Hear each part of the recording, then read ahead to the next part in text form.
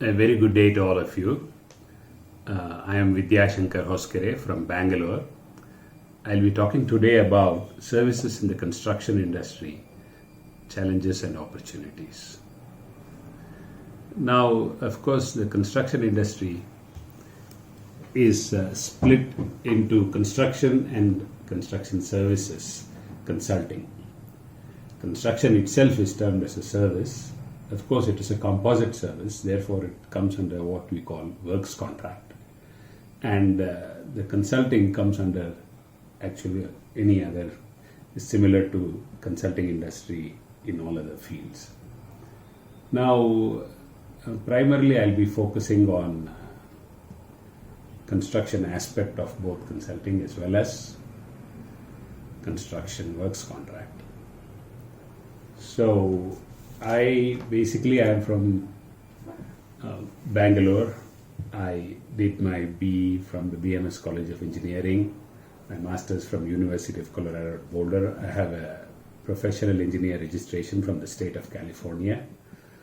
I worked for 6 years in different places in the Los Angeles area. And right now I'm the managing partner of Turnkey Construction Engineers in Bangalore. Of course, we have done some award-winning projects. One is the final design of the world's hybrid isolation system for the Fulton County Medical Center in the Los Angeles area. And then the Simplex Award for Outstanding Non-Industrial Structure for the acoustic suppression system for the second launch pad in Sriharikota. I'm also a bit of a philosopher, the author of 2 books. And now we will get into the topic. Now, if you look at the big picture, you look at the size of the construction industry. If you compare it, of course, with the US or with Western Europe, it is smaller. But when you compare it with a country like Indonesia, then it is twice the size. Of course, the population of Indonesia is only 1/4 of the population of India. And therefore, still, compared to Indonesia, we can catch up a little bit. Now, when you compare different countries and what the different areas of specialization within the construction industry contribute to the construction turnover, you look at India, you see that professionals, you see the blue in the first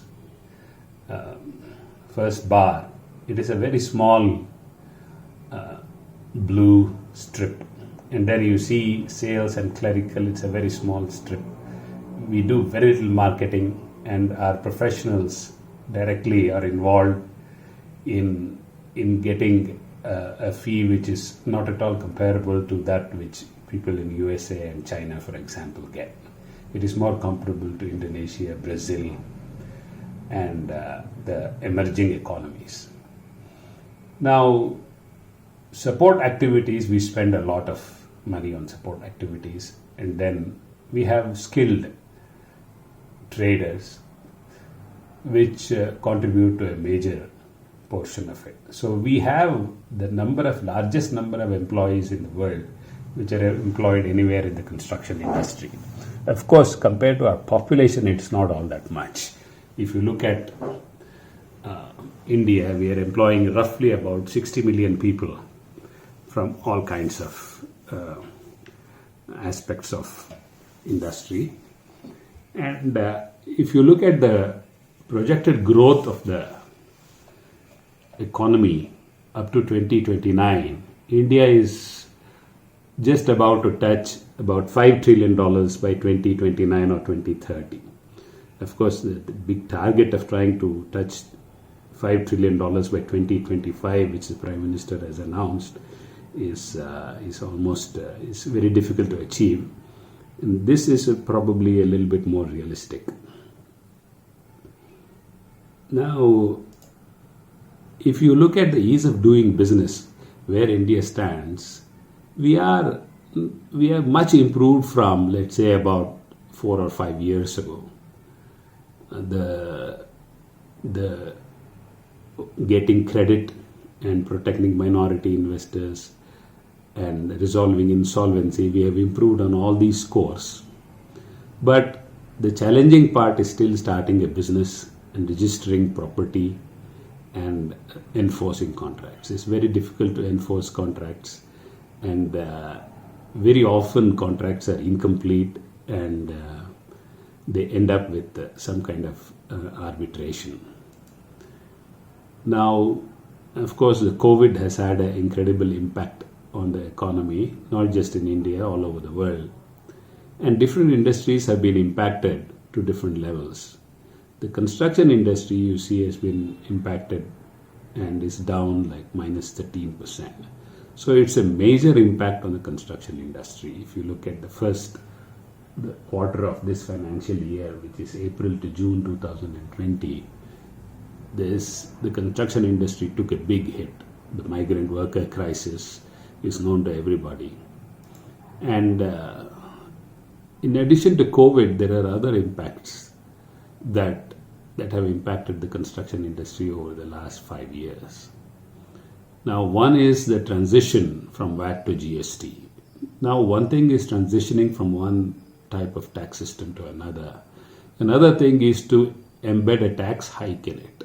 So what happened when we moved from VAT to GST, the works contract tax that we were paying, the construction industry was paying, was roughly around 12%. And when we transitioned to GST, suddenly it increased to 18%. Now this 18% GST is a very high rate, and this has enormous slowing down implications for the construction industry. And ever since the VAT was implemented, the industry has been struggling to come to terms with it, and the industry growth has slowed down considerably. If you look at the last 6 years from 2014 to 2020-21, you see the GDP was growing at 8.6%, and when demonetization was announced, then it dropped, and then it was kind of started to recover, and then the GST was announced, but still the recovery momentum was so high that it carried on even with GST for a couple of years. Then the impact of the GST in 18 and 19, the high GST has come, and then there's a steady fall quarter by quarter by quarter by quarter, even without COVID. This is before the COVID era. So it has been a steady decline because of the high GST rates. GST is in fact a consumption tax. So when you put a high consumption tax, consumption comes down. That's all. It's just a common sense thing. And when consumption comes down, then the whole cycle of employment, the whole cycle of purchasing power, the whole cycle of productivity, everything is affected.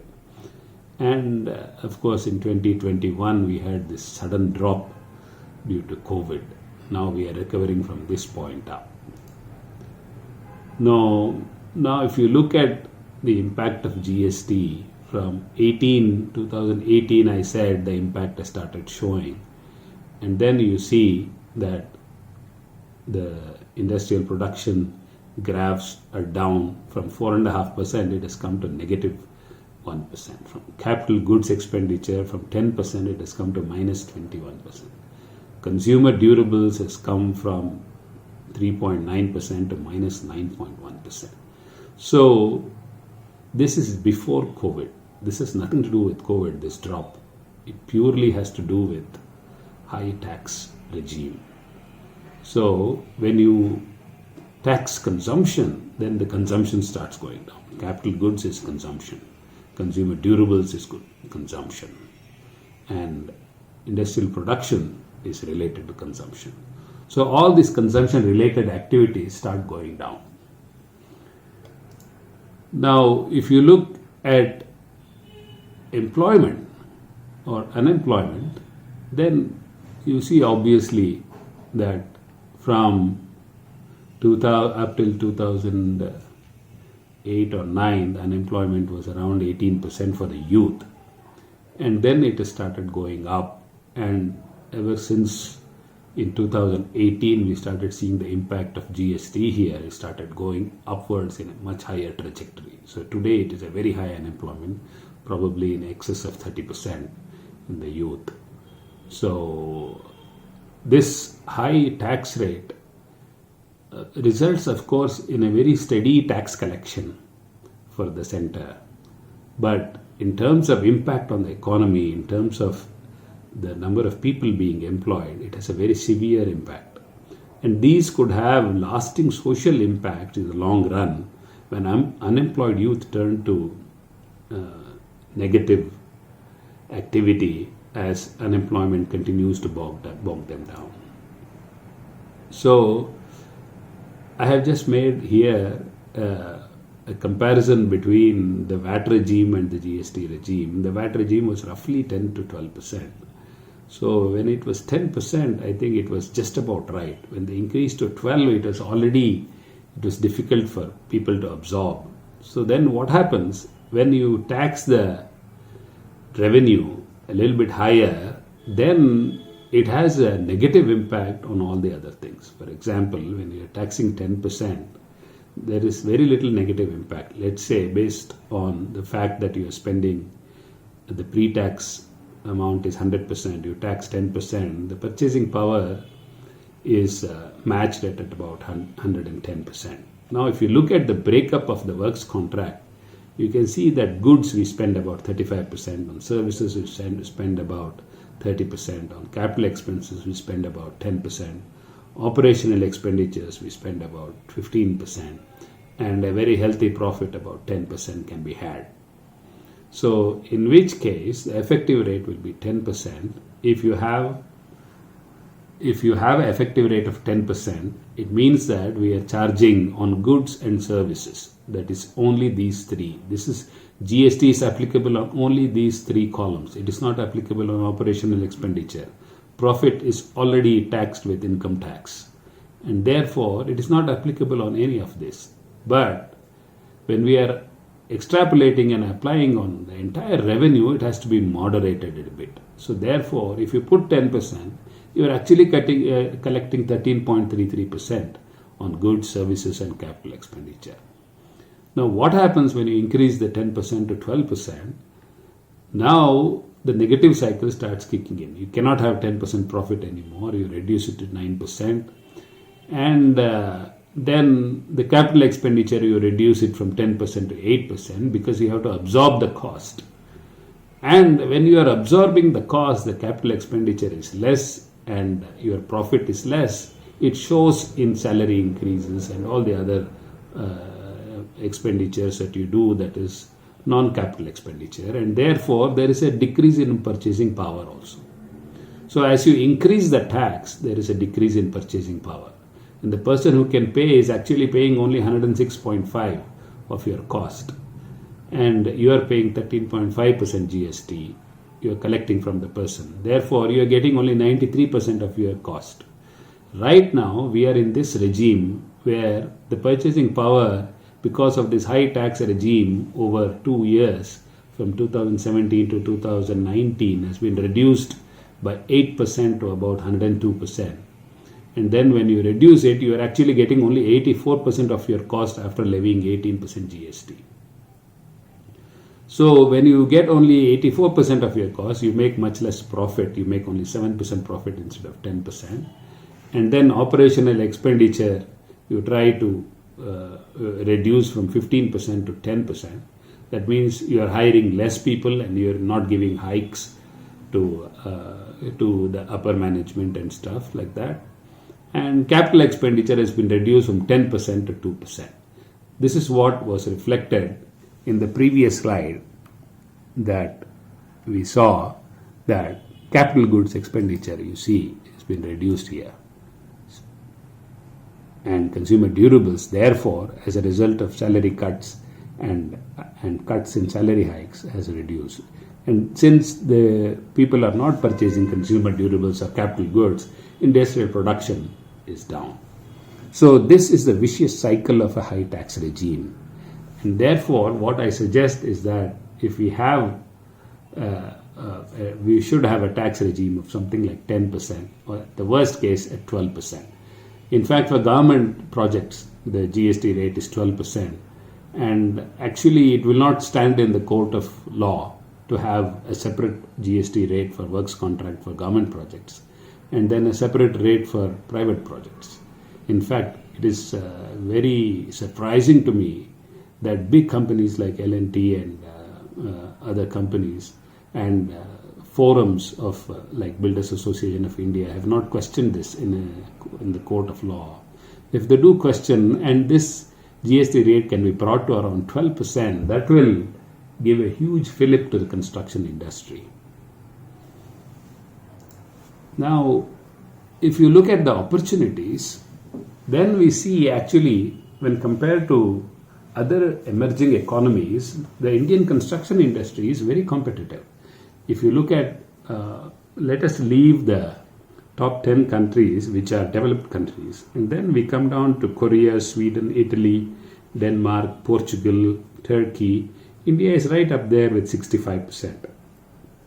So our construction industry is quite competitive because we know how to use technology, we know how to use leverage software, we know how to use tech enhancements, and we also have a lower labor cost. Therefore, we can be quite competitive globally.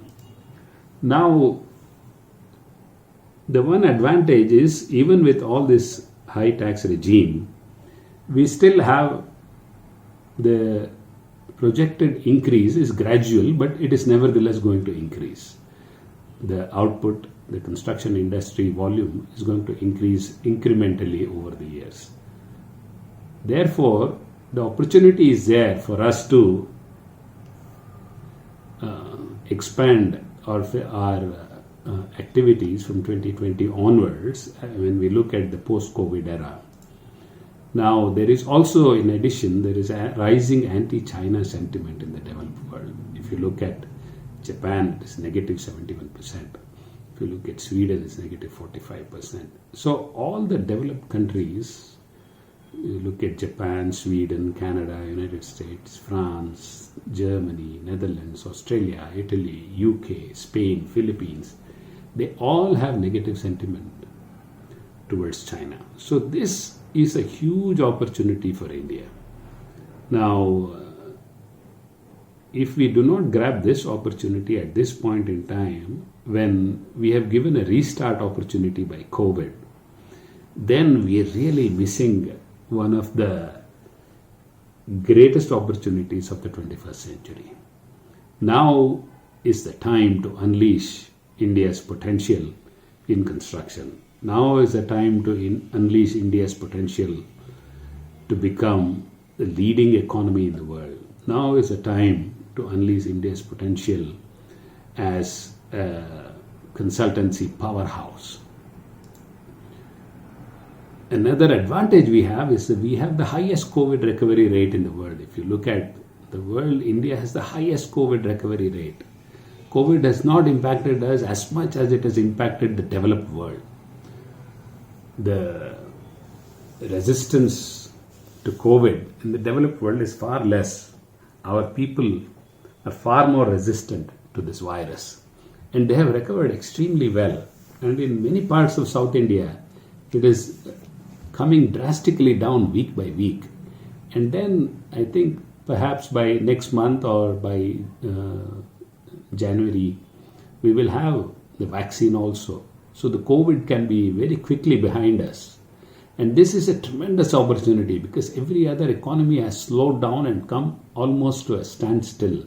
This is the time when we have to pass other emerging economies. We have to take a leaf from what Bangladesh has done.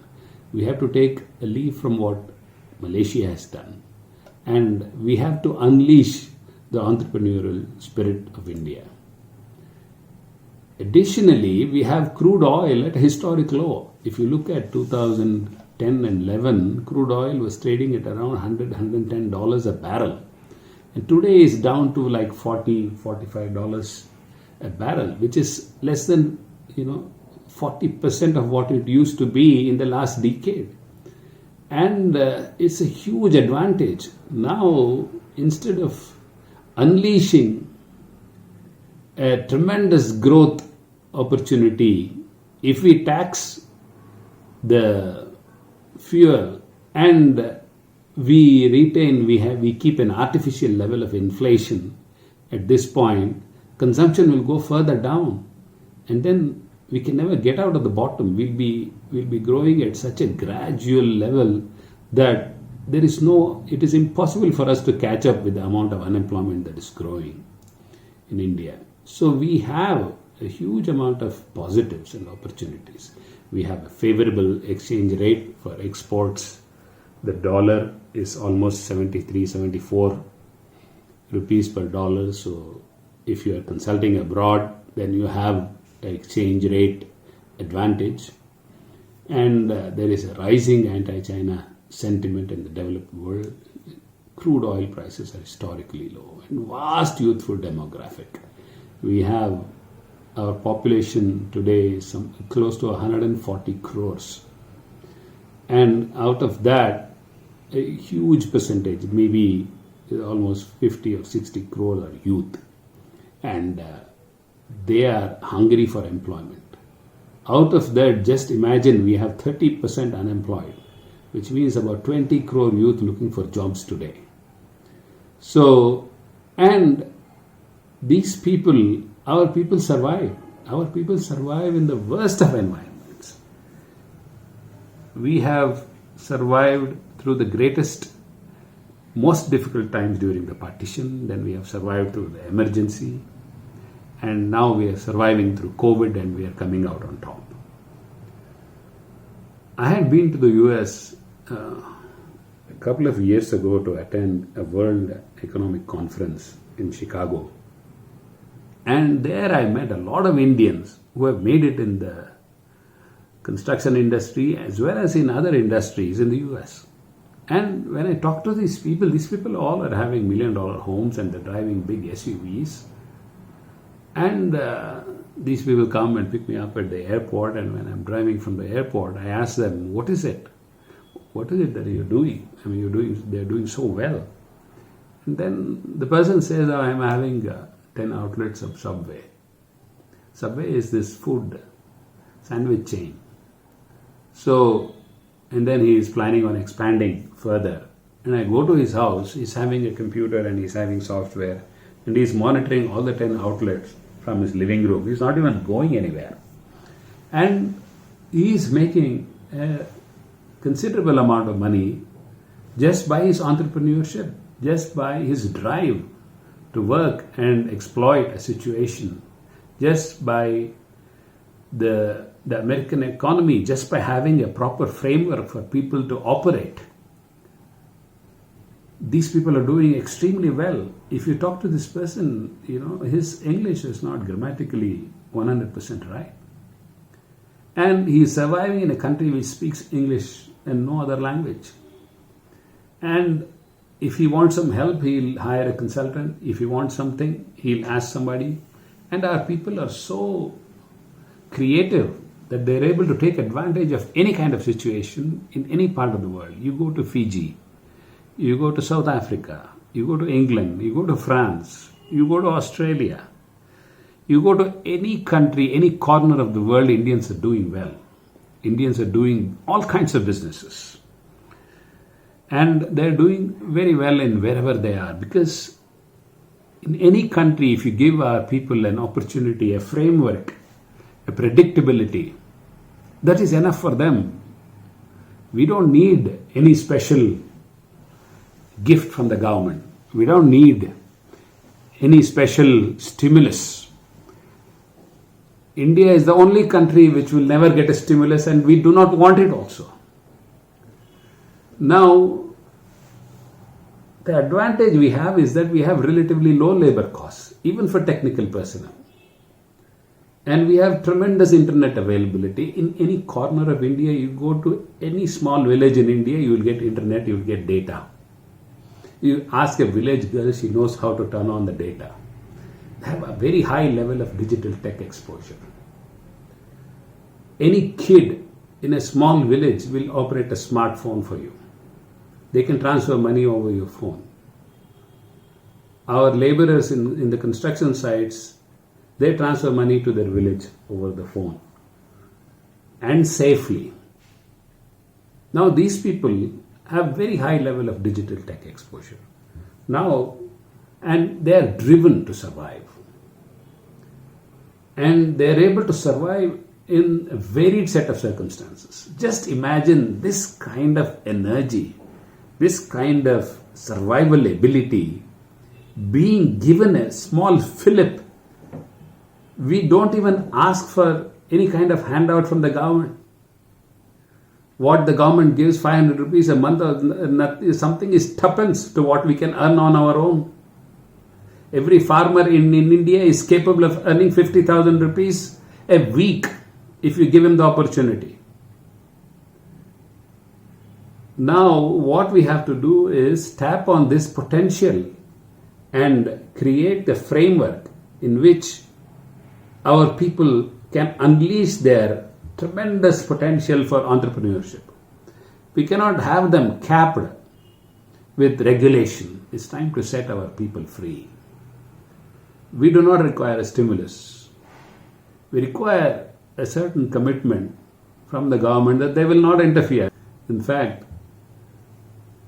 there is a philosopher, historian from Portugal who comes to the Krishnadevaraya's kingdom, the Vijayanagar kingdom, in the 1500s.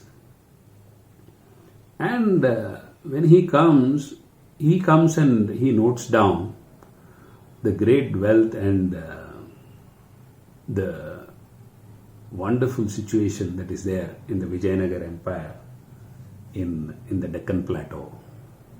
Now, of course, he visits the king and the capital city, Vijayanagar, and all of that. And after that, he comes hundreds of kilometers and he travels all over the Deccan Plateau. Then after he comes about almost 700-800 kilometers down south, then he goes to a village. And he finds that there are no policemen in the village. Then he asks, where are the police? He said, there are no police here. He said, how can you survive? Because they said, well, we don't need police to survive. Then he asked, do we have any crime? He said, no, there's no question of crime. Why should we commit crime? Then he said, where is the representation of the king? Who do you belong? They said, yeah, we belong to the Vijayanagar Empire. Then who is the representative of the king? Yeah, the representative of the king, he comes and collects the taxes once a year. So he said, that's good. Then how much did you pay last time? He said, no, in the last 4 or 5 years they have not come. So we have collected the amount and we are keeping it. And when they come, when they have time, they will come. And when they come, we will hand it over to them. He was like taken aback because this whole country was self-administered, because our sense of dharma was so high that we didn't need anybody to police. We didn't need any tax inspectors to come and collect tax. If they just came, people would welcome them and give the tax and send them home.